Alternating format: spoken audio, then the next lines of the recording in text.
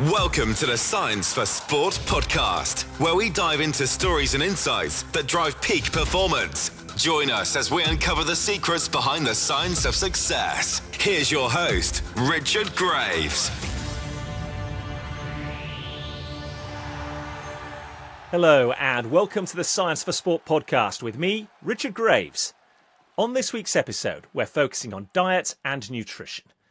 Our guest is a performance nutrition consultant, Tom Coughlin, who has extensive experience working across multiple sports.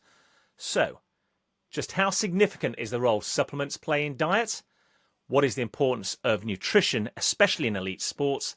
And how can we effectively support athletes through their dietary choices? Let's find out now. Unlocking sports science to push the limits of human potential. This is the Science for Sport podcast. Welcome along to the show, Tom. It's great that you're able to spare the time with us and be with us today. No worries. Thanks so much for having me. Now, before we get into the meat of today's conversation and the do's and don'ts around everyday nutritional values, for those that aren't familiar with you or your career, can you give us a quick overview of your work with clients, namely elite athletes, sports nutrition, and how you've come to operate your own business? Yeah, for sure. So, if we go back to my undergrad, I was doing psychology and sports science as a joint honours, and I did this module in third year that was nutrition related and just absolutely fell in love. I always say to people it's one of the only times I've done the extra reading for one of the modules, so something just connected with me. Thankfully, after that, it changed. So after being at Stirling Uni, doing my undergrad, I went down to Loughborough to do my Masters in Sports and Exercise Nutrition. At that time, the course was SENR registered, so that was the one I really wanted to do. And then, graduated from there, moved back up to Scotland, and I really wanted to get involved in sport and supporting athletes. I'd always been a massive rugby fan, so stuck my head in the door at Glasgow Warriors and said, can I come in and just have a look at what you guys are doing?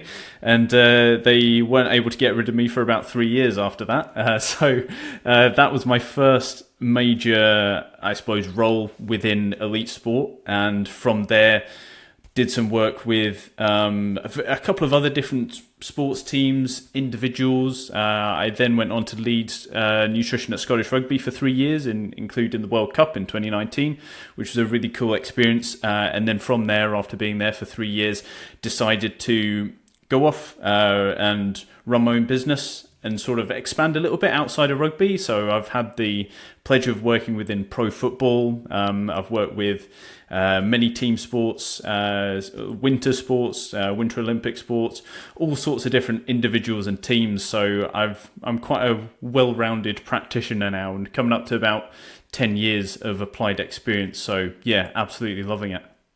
Yeah, and as we can tell from your outline there, you've got a vast experience working across a number of different sporting spheres with different athletes. You've worked both sides of the pond.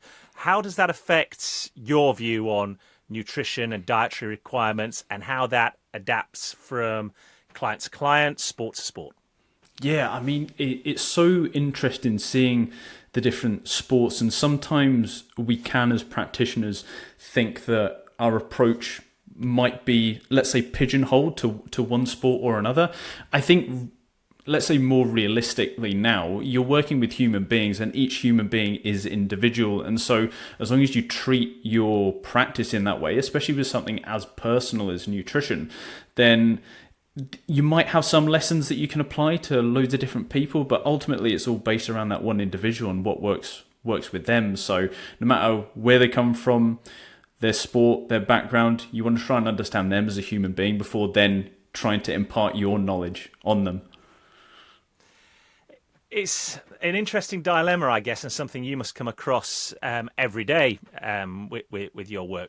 Be it somebody like me who's just an amateur athlete that enjoys playing various sports for leisure, or somebody who's pursuing a career in this. I imagine whenever you first encounter them, they've all got their own ideas, preferences about what they might want to put into their diet, what might be best for them. what tends to be the top priorities when it comes to working with these clients and in choosing what they have?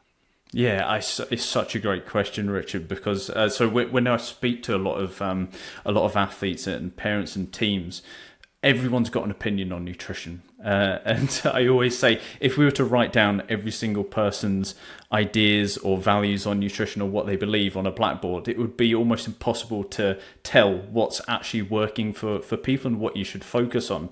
So it can be incredibly confusing because there's so much information out there. So I really try and dial it back to the basics, try and make the athlete as healthy as possible before we then try and influence performance and go down some of those, let's say, 1-2%ers in terms of some of the strategies. Ultimately, a healthier athlete is going to be a better athlete, and we want to protect them as much as we can there. So honestly, focusing on some of the basics, like making sure they're hydrated, making sure they're eating their fruit and veg, eating enough calories to support their training needs, can be really challenging, especially if you go down, let's just say, some of the youth athlete levels. It is almost possible to fuel them in terms of what they need, multiple sports, everything.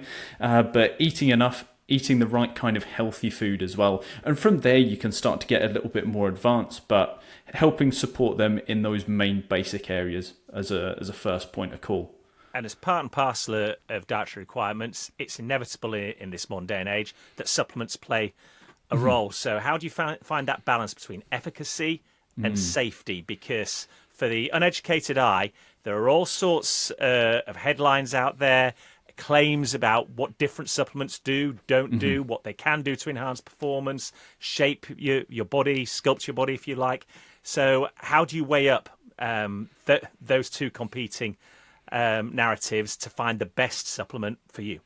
Yeah, I mean, it can be really challenging as well. And again, like if you search, let's say, just sports nutrition online on Google, the majority of the stuff that comes up is going to be supplement based. And I always try and say as a practitioner, like it's got to be food first. But to, I suppose, reiterate what Graham Close has popularized, it's food first, but not just food.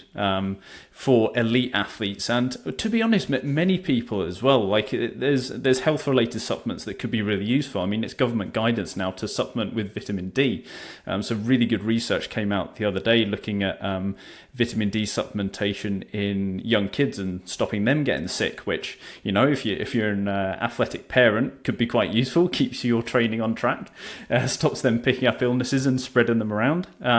But yeah, it can be really challenging to figure out what actually works. And if we go off, let's say, some of the big reviews, some of the big, let's say, position stands on supplementation, there might only be a handful that have actually been shown repeatedly to work for people. And I suppose as well with many people, they can start to think up at this level before they've actually got the baseline things in place, like eating enough, like being hydrated, like having really good sleep, and they almost use supplements as a bit of a crutch. And that definitely shouldn't be the case. You're almost flipping the pyramid on its head in that respect. Is brand reputation enough when it comes to supplements and decisions over what to take and what not? Or do you find that the clients you're working with are reading labels, are asking deeper questions? Yeah, I think it's certainly got a bit easier for athletes to understand what supplements are safe to take, because if we look at the research, especially, let's say, athletes that have to engage in anti-doping testing, it can be an absolute minefield for them because not all supplements are created equal. There's a lot of cut corners in the industry. And so I always say informed sport is gold standard, or at least getting your supplements from somewhere that batch tests them, so you can say not 100% for sure, but you are protecting yourself, saying the risk of this containing a contaminated supplement is significantly low, and I actually can take this and it to be safe. I mean, the latest research, again, looking at, I think this might have been from 2022, this study showed that around 1 in 4 supplements available on the market contain prohibited substances, which is absolutely huge. It's that went up from, isn't it? Yeah, is absolutely nuts. And that went up from, there was that original IOC paper in 2006 showing that I think it was 1 in 6 supplements contained anabolic steroids at that point, and it's absolutely crazy. So you need to be really on the ball in terms of what is safe for you as an athlete to take with regards to supplementation.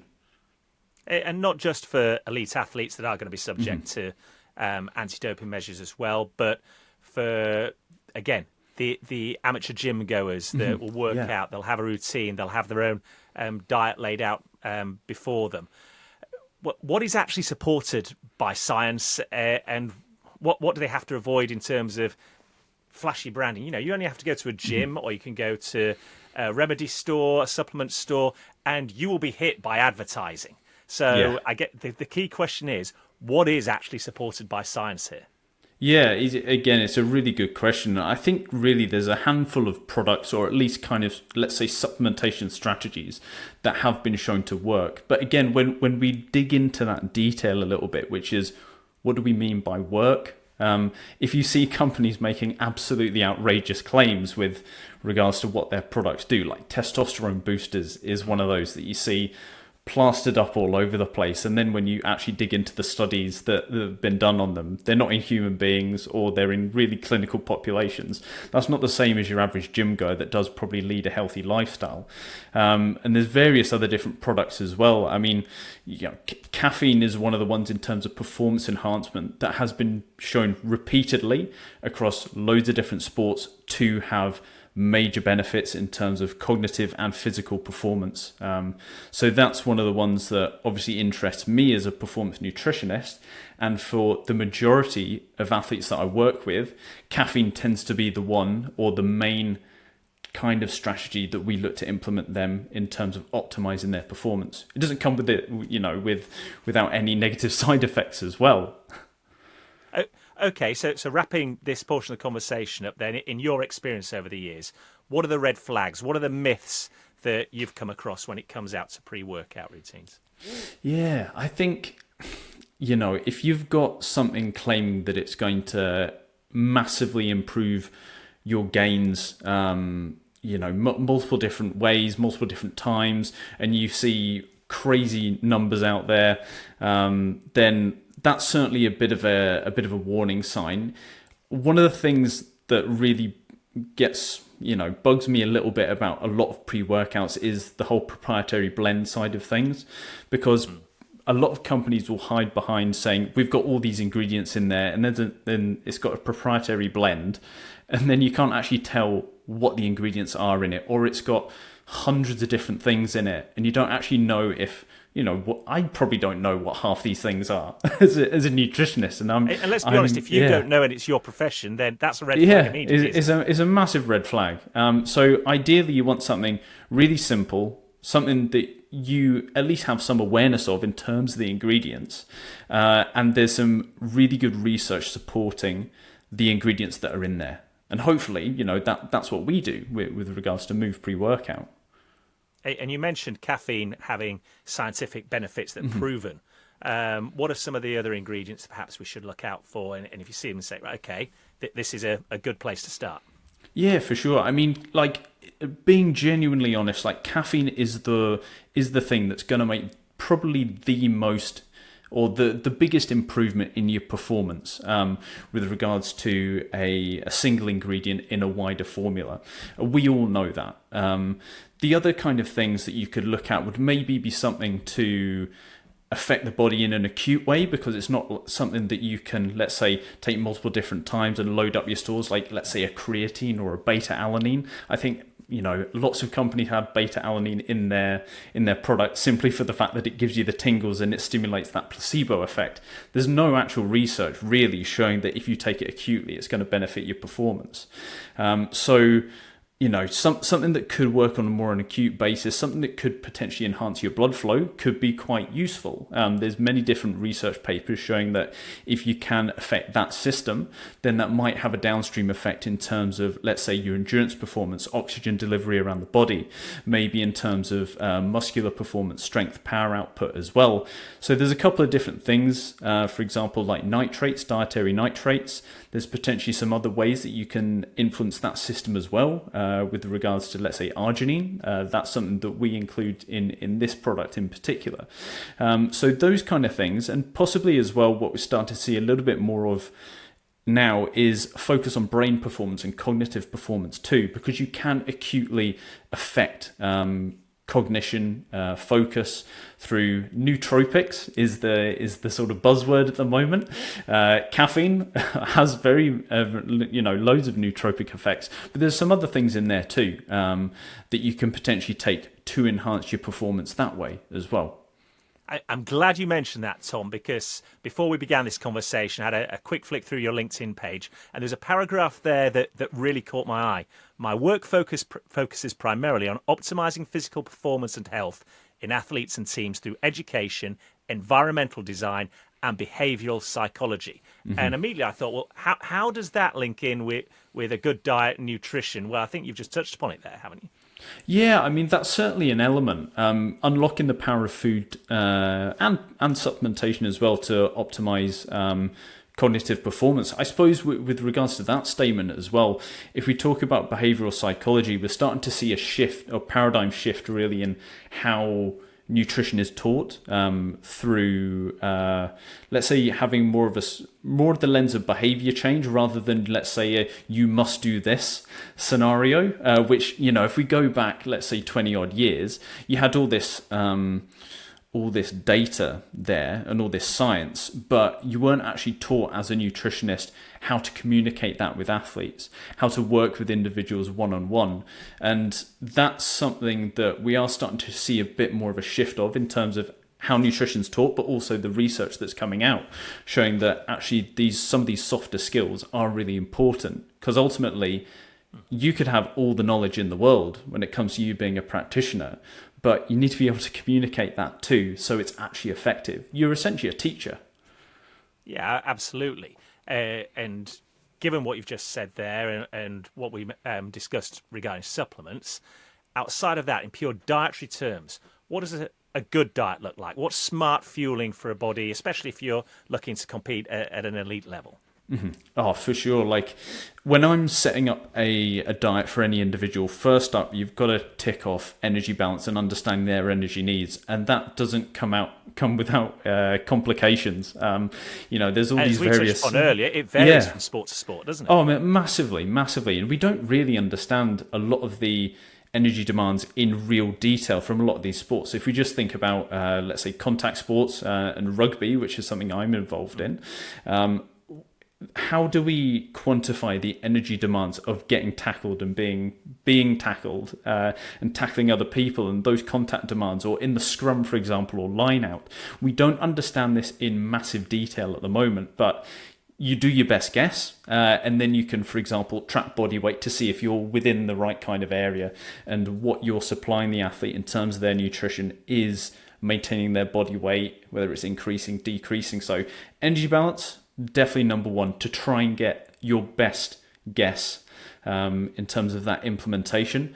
Then you start to look at your nutrient timing too. Absolutely crucial. Pre-post exercise nutrition can really optimize your performance, but also your recovery. Eating multiple times a day for that body composition adaptation as well, regarding protein, is really important. And then I'm massive on fruit and veg intake as well. I think that's one of the really underserved areas with regards to sports nutrition. We often think, let's say, energy and your macronutrients and meal timing. Fruit and veg, I think, should be probably top 3 things that you can use to massively influence your sporting performance. So yeah, it's massive for me. Well, as a performance nutrition consultant then, what's your framework? What are the core values, the pillars, if you like, when it comes to working with athletes, especially, as you say, in season, when there are outside external factors that can affect performance, body weight, body shape, even during season? Yeah, I think initially everything has got to be realistic. There's no point me giving an athlete a really detailed meal plan involving multiple different ingredients that they might not have ever seen before. They might not be able to get from their local store. You see a lot of recipes online that have all these ingredients in the States or whatever, and you're like, I've got no idea how to do this in my hometown here in Edinburgh. So everything's got to be realistic and taking into account the factors outside of their sport. Do they have a family? Do they have young kids? What are their commitments? How much time do they actually have to apply to their nutrition and help them? What are their tools in the toolbox? And once you understand that, then you can work with them one-on-one to try and implement what you know is best practice in the most effective way for them. And ultimately trying to make it as easy as possible for them. Yeah, absolutely. That if you have that guideline as your premise, then that's going to set the mark for everything else you do, doesn't it? I know through your experience working across different sports, you've worked with colleagues and come up with this Move pre-workout product. I know from what I've read, it's all backed by real-world experience. Explain a little bit to us about that and what the aim to, or what you hope it will achieve and the aim of it is. For sure. So I suppose if we go back to how this started, so when Fiona got in touch, who was one of the members at Move, so she approached me and she said, would you be able to help us by essentially critically analysing our current product and helping us make it the most science-based product out there on the market? And initially, for me, as someone that's come through that academic pathway and someone that has, I'm SENR accredited, you don't get approached by people like that very often. The supplement industry can be a bit cloak and dagger sometimes. And I wouldn't necessarily want to work with any old supplement partner. It would have to be someone that I actually trusted and is really reputable as well, and ultimately wants to be guided by the science in the best way possible. And so after that conversation, I was like, this actually sounds like a company that wants to do things in the right way, and I can help them along that process, helping with the batch testing scenario, making sure that if this is going to be for athletes, it needs to be informed sport. The heart is in the right place with regards to Move. We're not going to have any sort of outrageous claims. We're going to have stuff in there that is as scientifically backed as possible, ultimately with the aim of having the best outcome for the people that use the product. And we know from the science too, across multiple different sports, caffeine is one of the major strategies that can help people. Yes, you can just have a coffee, but there's also side effects of having that. Might not necessarily be the most reliable thing in the world as an elite athlete, and actually a supplemental form of caffeine is an exceptionally useful tool in the toolbox for an elite professional, and to be honest, for most active people as well. What is the primary aim then? Because as I said right at the top of the show, we're addressing elite level performers all the way down to you and I who go to the gym first thing in the morning just to start the day and get the body moving. So in this pre-workout, what is the number one aim? Number one aim, I think, as a company is to help people get out there and live a healthy lifestyle and help their performance. And that performance can be relative. That can be myself and yourself getting up. It helps, we've had a terrible night's sleep. We need to get up and get out and get exercising because we're obviously really busy and we've only got a small amount of time in the morning. So we would need something to help us in that scenario. At the same time, because they are scientifically backed ingredients, those elements can support someone that, let's say, is peaking for a professional match, a professional competition at the really optimal level of performance. So ultimately, it's helping people in their day-to-day get out and move in whatever respect that may be for them. And focusing more widely across the market as a whole, what should we all be looking for when it comes to trying to avoid hidden ingredients, or as you touched upon a little bit earlier in this conversation, banned substances, which clearly, if you're performing elite level, is crucial? Yeah. Make sure what you're looking at on the back. It's nice and simple, very upfront in terms of what that supplement contains, and also make sure it's batch tested to make sure that it is free from prohibited substances. Those two things are green flags, and then you want to look for some science as well backing up those claims. And if you hit those 3 nails on the head, then you're probably looking at a pretty good product. And before we wrap up, Tom, if you can leave listeners with just one principle to take from all of this when it comes to supplements and sports nutrition more widely, and that they should carry into their everyday training schedules, what would it be? I would always say you've got to try and get your fundamentals in place first before you look at supplementation. So food first, make sure you're trying to optimize your diet as much as you can, making sure you're eating the right things, and then a supplement can be that little cherry on top of the cake, which might be able to really help you get the best out of yourself and your performance. And for those of our listeners that have really enjoyed this conversation, want to find out more and see more about your work, where can they find you on social media? So all over the place, really. Tom Nutritionist or at T.E. Coughlin on Twitter. So yeah, any of those places, or you can just search Tom Coughlin online, find my website, and go from there.